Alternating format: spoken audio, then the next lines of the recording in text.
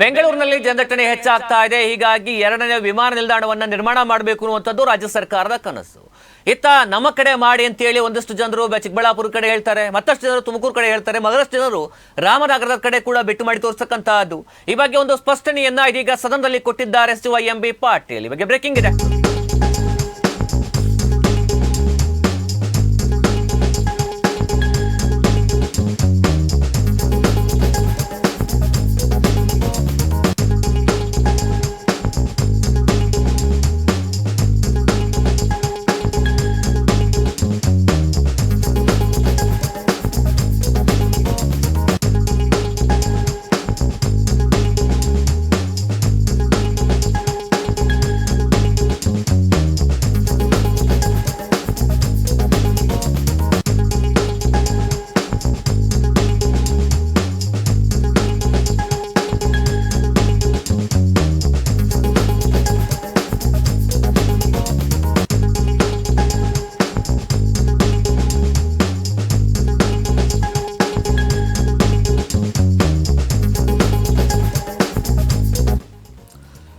ಬೆಂಗಳೂರಿನ ಎರಡನೇ ಅಂತಾರಾಷ್ಟ್ರೀಯ ವಿಮಾನ ನಿಲ್ದಾಣದ ಬಗ್ಗೆ ಇದೀಗ ಪ್ರಸ್ತಾಪ ಆಗ್ತಾ ಇದೆ.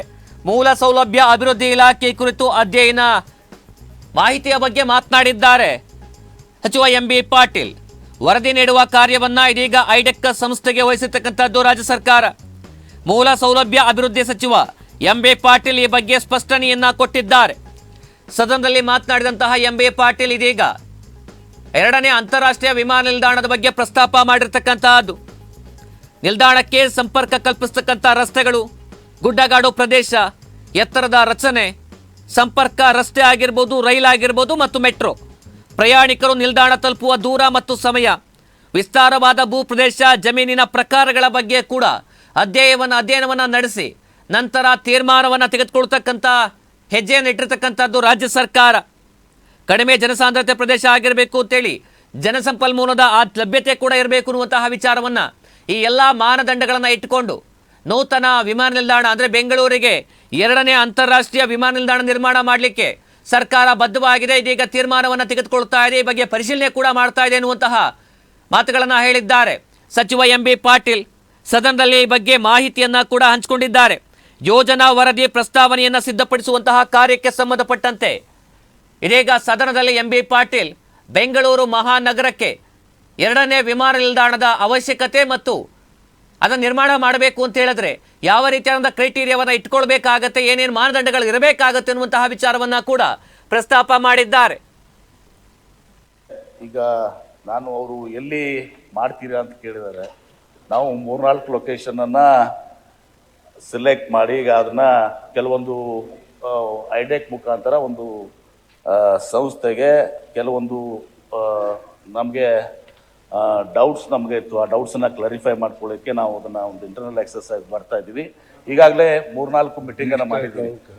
ಈ ಒಂದು ಮಾತ್ರ ತಮ್ಗೆ ಹೇಳ್ತೇನೆ, ನಾನು ಎಲ್ಲಿ ಮಾಡ್ತೀವಿ ಏನು ಮಾಡ್ತೀವಿ ಅನ್ನೋದಕ್ಕಿಂತ ಕರ್ನಾಟಕ ರಾಜ್ಯಕ್ಕೆ ವಿಶೇಷವಾಗಿ ಬೆಂಗಳೂರು ಜನತೆಗೆ ಮತ್ತು ವಿಶೇಷವಾಗಿ ಬೆಂಗಳೂರಿನ ಉದ್ಯಮಿಗಳಿಗೆ ಇವತ್ತು ದಿವಸ ಎಲ್ಲ ರೀತಿಯಿಂದ ಒಳ್ಳೆಯದಾಗುವ ರೀತಿಯಲ್ಲಿ ಆನ್ ಮೆರಿಟ್ ನಾನು ಹೇಳ್ತೇನೆ. ಆನ್ ಮೆರಿಟ್ ಅದು ಸ್ಥಳ ಇಂತಲ್ಲಿ ಅಂತಂದ್ರೆ ಅದನ್ನ ಸ್ಥಳ ನಾನು ನಿರ್ಧಾರ ಮಾಡೋದಲ್ಲ.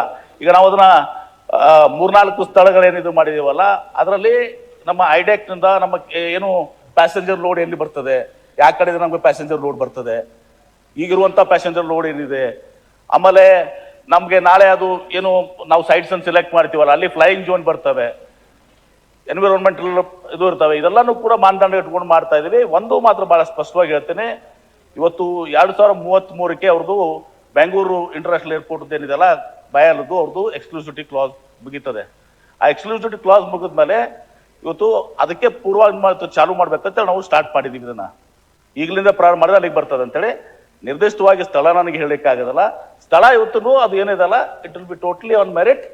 ಭರವಸೆ ಕೊಡ್ತೀನಿ ನಿಮಗೆ, ಬಹಳ ಸೂಕ್ತವಾದಂಥ ಸ್ಥಳ, ಬೆಂಗಳೂರು ಜನಕ್ಕೆ ಒಳ್ಳೇದಾಗಬೇಕು, ಎಲ್ಲಾ ರೀತಿಯಿಂದ ಜನರಿಗೆ ಮತ್ತು ಉದ್ಯಮಿಗಳಿಗೆ ಎಲ್ಲಾ ರೀತಿಯಿಂದ ಒಳ್ಳೇದಾಗಬೇಕು. ಆ ತರದ ನಿರ್ಣಯನ ಆನ್ ಮೆರಿಟ್ ನಾವು ತೆಗೆದುಕೋತೀವಿ.